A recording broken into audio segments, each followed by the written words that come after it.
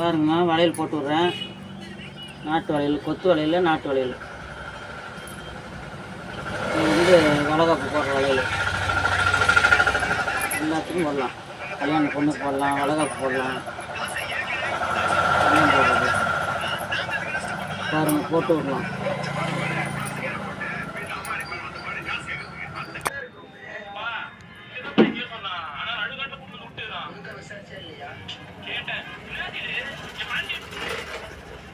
Tight தான்.